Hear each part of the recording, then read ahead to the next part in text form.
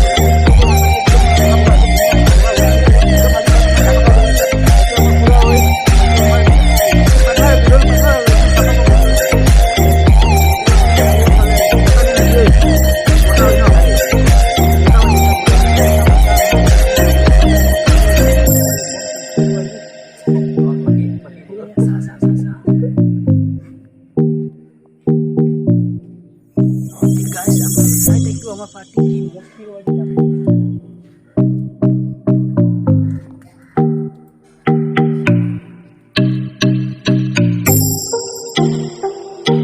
একদম ডাম